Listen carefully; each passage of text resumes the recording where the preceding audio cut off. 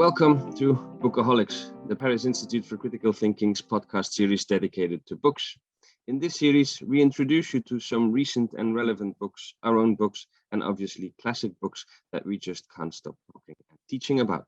My name is Kristof Vanhoutte, and in this episode of Bookaholics, it is my pleasure to be joined by Nina Power to talk about her latest book, What Do Men Want? Masculinity and Its Discontents, published by Alan Lane. Hello, Nina, and welcome. Hi, Kristof. Thank you. Thank you for joining me. Now, Nina, as we are used here in Bookaholics, we always give the first word to the author. You wrote the book, a book that I would also even describe as a rather personal one. So who better than you to tell us what it is about and what you hope to achieve with it? Sure. Well, I think it's addressing several things at once, one of which is the increasing negativity towards men as a class, as we see in discussions of so-called toxic masculinity and the idea that kind of it's okay to hate men, and this kind of increasing sort of recognition and celebration even of resentment between the sexes. So it's partly diagnostic, it's partly personal, as you say, in the sense that these kinds of generalizing discourses, I don't think accord with most women's experience of men, including my own. I would say that there are many good men in my life, and I increasingly feel that this fact is being kind of neglected, which I think has an overall detrimental effect on the social whole or the social good, because it seems to ontologize a certain kind of negative being in the concept of men, which doesn't give a way out. You know, it doesn't allow men to be good if we say that they're kind of fundamentally tainted by some kind of original sin. And so I wanted to challenge that kind of generalization, which I think women have also historically been the victims of, and I wanted to, almost in a Girardian way, to try to stop arrest the spiral of resentment. Let me start my questioning with something that I noticed with a growing surprise reading your book. On a number of occasions, you state, and maybe I could even say you urge the reader to become or be aware that she or he needs to realize that it is finally time to grow up. The reader or people should start behaving as adults, you write, or they should become mature. They shouldn't behave as toddlers. And you don't even shy away of defining our contemporary culture as a childish one that promotes infantilism. Now, I applaud your courage in writing all this, and obviously I tend to agree with you. But now I think I read two things in all of this, and I would ask you if I'm correct in this double reading of mine. Now, on the one hand, there is the superficial realization that our culture, that the present day of our capitalist culture we live in, is indeed rather childish. And I would add that maybe, or even especially, our so-called cultural wars are basically infantile, and they are also often only fought by the young, the all too young often, whereas most of the so-called older stay out of them, or the sad elders that join in these wars are either politicians or as academics who refuse to grow up, but that is a whole different story. So that was the first point. The second one is that there's probably, or at least how I read it, there's also another attack at play, I think, in your claims, one against what one can call a failed enlightenment. Kant called mankind to rise above its immaturity. But reading your book, but also just opening one's eyes, makes one realize that this rising seems to have failed rather direly. Am I correct in reading both these aspects in your critique of today's immaturity and infantility, or am I reading too much in it? No, I think it's there. I mean, on the infantile point, I mean, it's also a point about desire, you know, a consumer culture that says desire is good and that you should express your desire and this is who you are and this makes you yourself, is obviously an arrested one, in the sense that, you know, that's a stage where, you know, and actually the important intervention or the important realization, which does involve various forms of authority and hierarchy, even if it's the, you know, autonomous hierarchy would be to say not all desires are good, and they're certainly not all equally good, and nor should they all be indulged. You know, and I think that's a very difficult realization to have in a culture that basically implies constantly that whatever you want, you should have. So I think in it's almost like a strict sense, the culture is infantile in that it kind of celebrates the toddler-like desire, you know, and implies that all desire is good by virtue of desire being sort of positive. And this is a kind of hangover from a certain sort of 60s idea that desire ties you to who you are, as opposed to potentially destroying who you are. You know, and I think we have to like rethink like death drive in relation to consumer capital as well, which constantly pretends that desire is always good and never bad. So there is certainly that aspect. I think it's complicated because as a species, we are on the one hand neotenous compared to other primates. We are profoundly immature. We are much more dependent for a much longer period of time.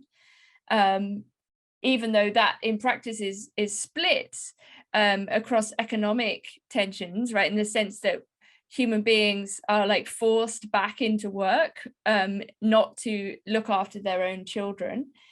So you actually have a kind of a strong maternal abandonment in practice, in the name of the economy, which has all kinds of detrimental effects. So we are very young. We're this strange animal that's like riven by language and sort of hurt by language too, but also saved by language in some ways. So it is our situation, if you like. But what I think is interesting is to recognize that situation and in a way to kind of rise above it, or to realize that there are indeed advantages to not indulging one's every desire.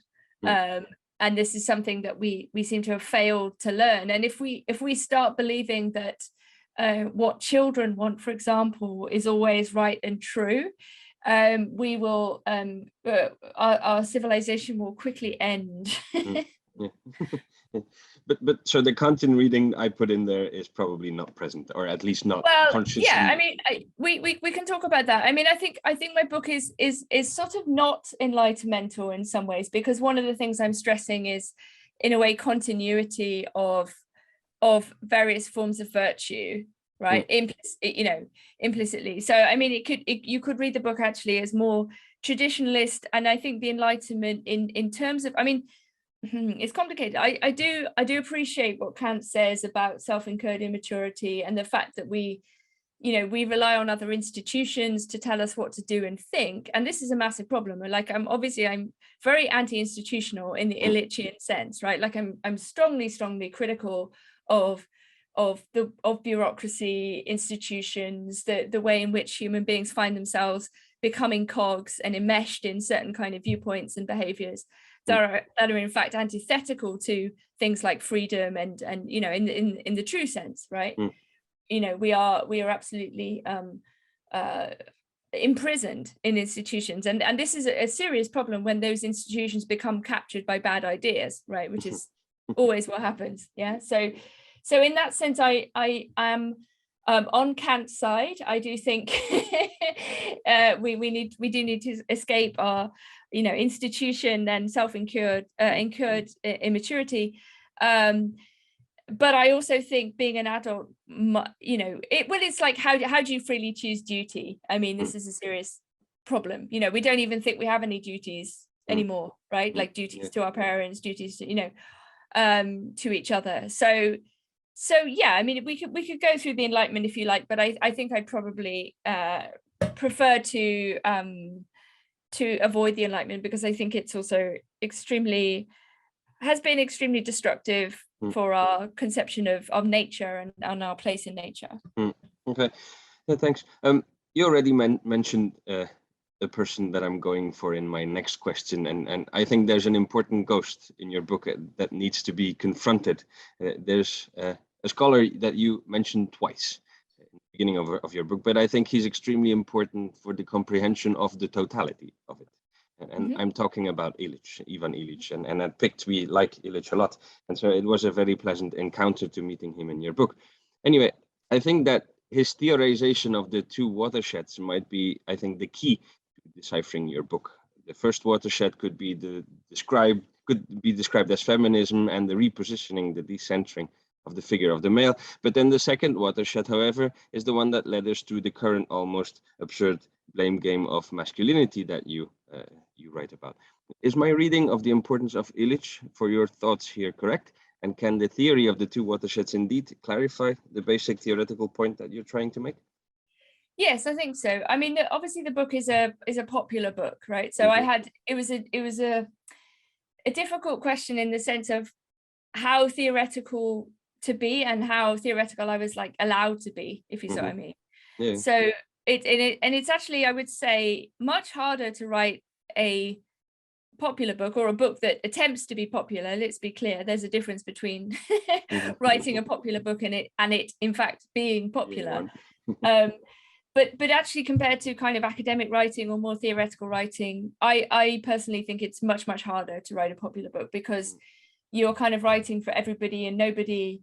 There is of course an existing popular discourse, but it's actually much more amorphous than one might think. I think academics might sometimes arrogantly assume that they could always write a popular book, but not that popular writers could write an academic book, if you see what I mean.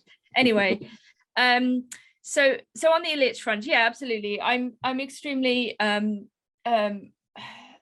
informed by Illich, including by his very controversial 1982 book on gender, which saw him in reality, what we would say today is cancelled, by feminists in America. But not only, there was a kind of turn against Illich, because he was, he writes this book where he talks about the invention of economic sex, and he uses gender in a very unusual way, which neither fits with the kind of John Money use or the second wave feminist use, and certainly not with today's use.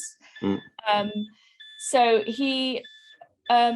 what he wants to say is that the erosion of separate spheres has basically that we had a tacit understanding, let's say, of what we would call sexual difference, although he reserves sex for a post-economic, the post-industrial definition. He says that in a way sex only comes about as a consequence of industrial revolution, which is like quite a strange claim in a way, but what he means is that the expression of sexual difference is tied intimately to practical behavior, right? So that it's to do with tool use, and it's to do with the way in which the world is perceived in this dualistic way, actually, that and that this is what is destroyed in the name of, let's say, making everybody an economic agent, not only as a worker and also as a consumer. Like, so what gets destroyed, and I agree with him here, is difference,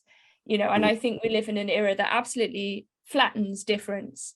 It's in the interest of our economic system to destroy anything that relates to difference, whether it's sexual difference, whether it's difference of opinion, difference of character, difference of I don't know how to put it. It's like the homogenizing tendencies of modernity are absolute. They're very profound, and so and actually I think that if I mean these words get thrown around a lot, but I think any genuinely anti-fascist politics is predicated on the idea of the importance and the beauty of difference. And that what fascism is the homogenizing of difference in the name of a system.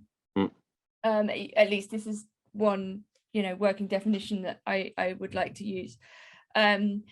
So yeah, and not only Illich's sort of, if you like, defense of difference against the institution, but also his diagnoses of precisely how institutions go wrong and how, as he says, like the corruption of the best is the worst. Yes. Endlessly. And And And yeah, so do you think that this this corruption of the best is the worst? Could you think that maybe this critique on masculinity that there was has turned has gone over the hill, but that the basic critique maybe it had a point? Yeah, I think it's certainly gone too far, as it were. I think in a way that renders it kind of unhelpful, and like ontologizes some supposed original sin. I think that the more complex point would be to do with this question of like heterosociality, and the fact that men and women exist is my opening line, which is both banal and controversial somehow, which is with the place we find ourselves in.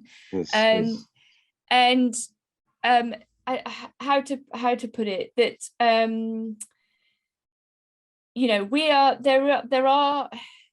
we are all flawed beings, right? This is in a sense a kind of there is an implicit Christian humanism in my book, for sure. Which again is close to Illich in some ways. I think it's extremely important for any feminist project that women are not ontologized as victims. Like, I make this extremely clear. Women have power. The moment we start saying that women are somehow fundamentally victims, then we give up on our agency. We're back in the category of children or animals as pure innocence, which we are not. So I think it's extremely important to say women are capable of harm. They do commit harm. They can lie, and all of these things, because this is how we are moral agents, right? Because we are capable of making rational moral decisions, which may or not be good. It's very important. And so how to put it, I think the critique of humanity generally has to include both men and women. We could then say there are forms of negative behavior that pertain to each of the sexes, right? Is that, if we talk about toxic masculinity, can or should we also talk about toxic femininity? This would be one way of doing it. I wouldn't want to proceed necessarily down this tit for tat negative route, right? I would prefer to say, well, actually, we can all be better. And in fact, striving to be slightly better than we were yesterday is literally the only thing we can do. But we have to allow, therefore, for the possibility of people to make not only to make mistakes, but also to be good, right? And if we say there is a category of human being that cannot be good, then we end up in an extremely potentially genocidal logic, in which we plant hatred in the heart of the other, and thereby justify our own moral cruelty by suggesting that it is the other who is bad, and that anything we do to them is justified. Yeah. Okay.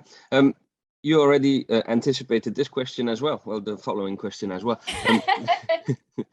It means that we're talking about the same thing. At least that's a good thing. Yes. Now, you begin your book with a very powerful statement, and one that should not be underestimated. And you say that we live in a particularly paradoxical culture. And I think that all critical readings of today's culture indeed agree with you. Now, there is one particular paradox of today's culture that I have always considered very obnoxious, and that is also present in your book, and you hinted at it before. And I'm talking about the combination of the low risk-taking and the incredibly high rate of victimization, the love of being the victim today. I know this is an incredibly tricky combination, and if you wish to talk about it, you will create victims, but that is just also the meaning of the paradox. But can you say something more about this toxic couple of low risk-taking but incredibly high rate of victimization in today's society? Yeah, it is a very complicated one, and I think, I was talking yesterday about like this medieval idea of transcendentals, and why certain terms, or it's psychoanalytic or whatever, why certain terms have almost like a taboo meaning, which is to say that they're both kind of sacred and toxic at the same time, or whatever, like these, like and victim would be one, right? Or it's we seem to live in a very complicated culture where there are apparently millions of abusers, and and millions of victims, but no one is ever the abuser, right? And no one ever says, I'm the abuser, right? Yeah. Everyone is always the victim. And, you know, it's, there's a brilliant line in one of Sartre's plays where he says, you know, half victim, half accomplice, like everybody else, right? Which I quote in the book. You know, and it's manifestly obvious from a moment's reflection on our own life, that an honest reflection on our own life, that all of us have been both victim and oppressor, if you like, in our interpersonal relationships. That we are both capable of harming and of being harmed, right? And Christianity is a very clever social technology, right? Like it recognizes this profoundly, right? Like every week you go to church and you say, forgive my trespasses as we forgive those who trespass against us, right? And lead us not into temptation, and so on, right? So there's a fundamental recognition, at least in Christianity, as a social technology, that we are all both victims and abusers, or, you know, people who suffer and cause suffering, right? This is the nature of what it is to be human, in a way. So what does it mean to be in an age where, like, victimhood is given a kind of moral superiority, you know, again, to ontologize the victim, you know, and there's some very interesting work in, I quote Judith Shklar, who talks about actually how there is nothing good about being the victim, and in fact thinking of oneself as the victim often leads to even more serious moral cruelties, because again, anything is justified, right, by virtue of revenge or resentment or punishment, and so on, right? And we know that these are spirals that occur constantly.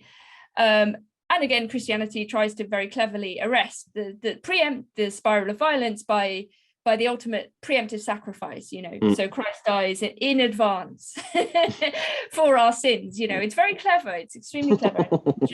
Gerard points this out, and others too, but it's you know, it's a brilliant mechanism to try to arrest the sort of spiral of you know, I don't know, almost like blood feuds or you know.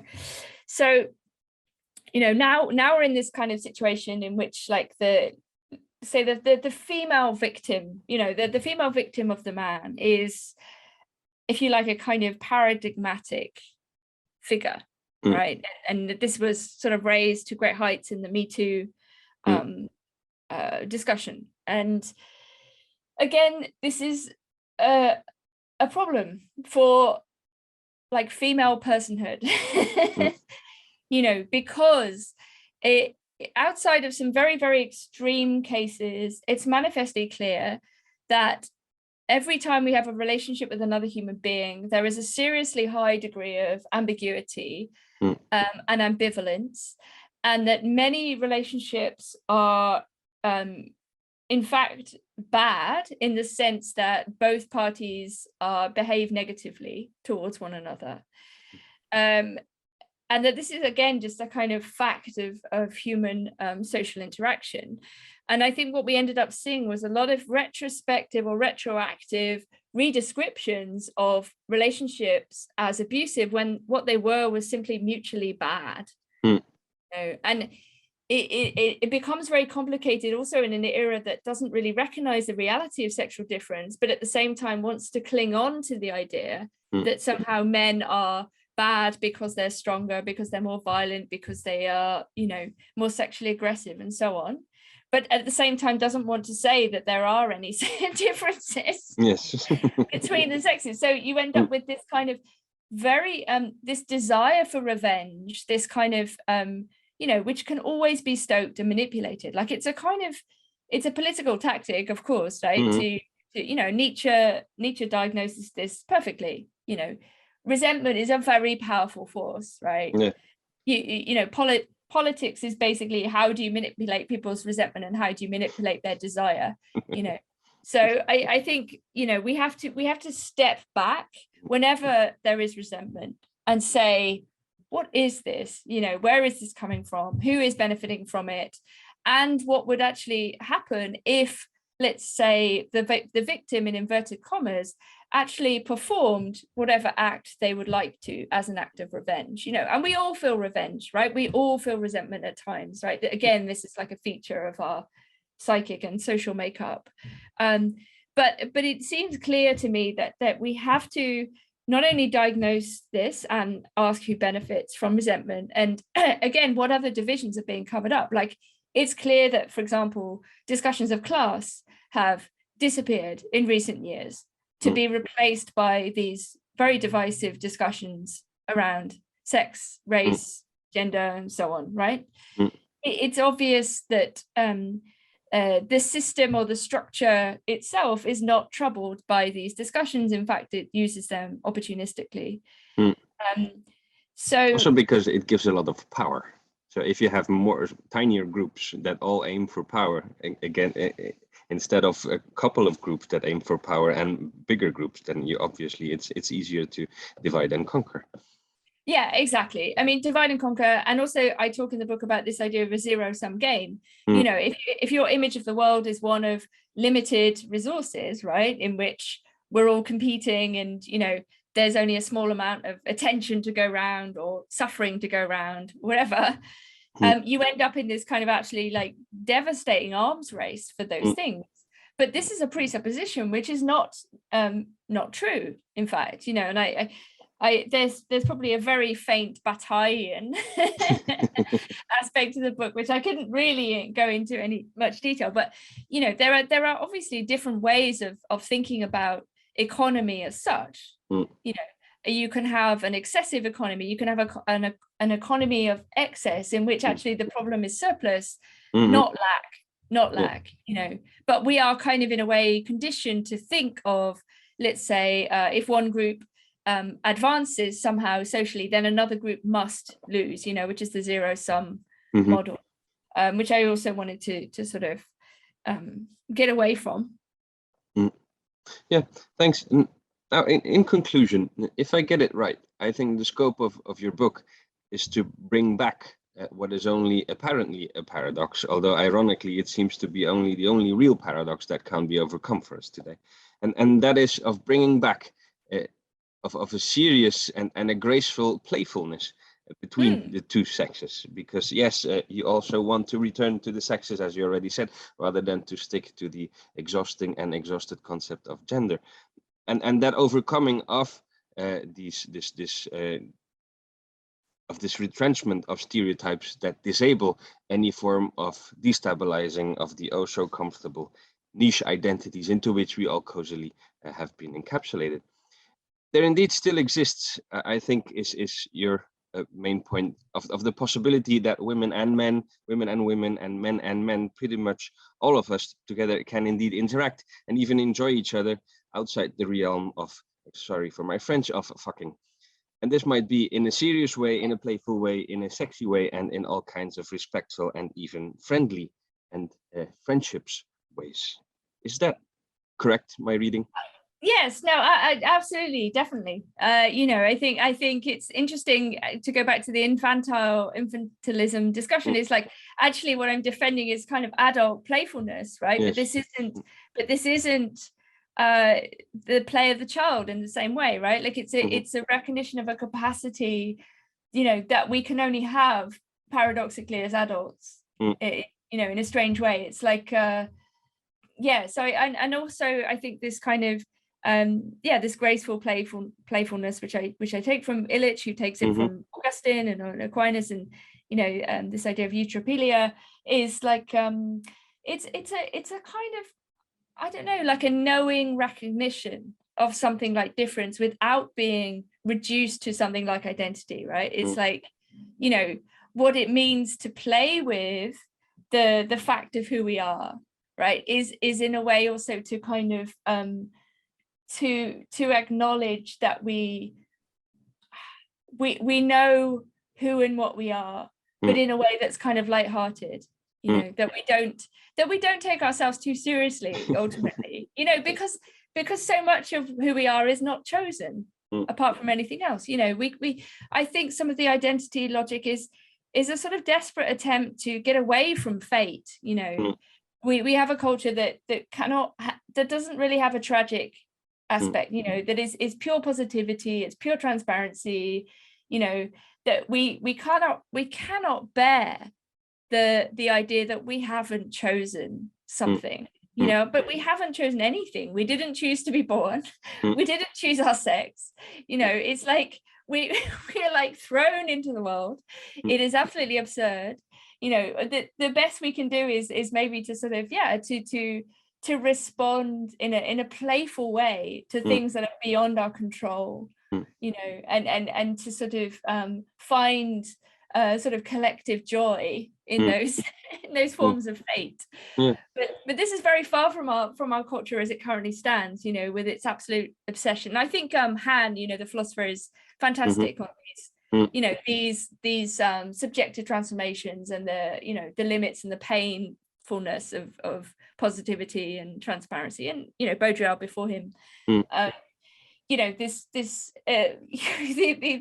the achievement subject, for example, you know, the idea that we are here simply to garner status in some horrible gamified, you know, sort of thing, you know, which doesn't allow for any room for play. And I think it's not surprising, therefore, that we have an increasingly authoritarian workplace structure whereby any form of interaction which isn't coded is perceived to be extremely dangerous. You know, like people used to meet their spouses at work, and now if you even look at somebody else, it's like in some companies you will be fucking fired for your, you know, egregious you know, harassment or whatever. You know, it's absolutely deranged. So yes, I think you've got my point anyway.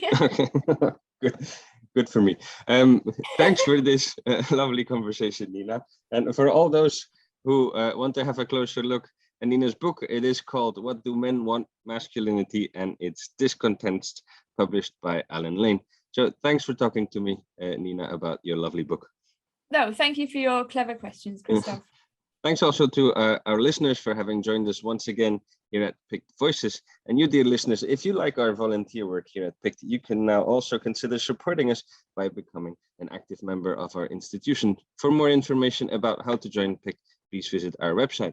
And if you, listener, want to contribute to this series dedicated to books, or maybe by proposing a recent book, or even simply by recording your own episode of Bookaholics, please do get in touch. My name is Kristof Vanhoutte.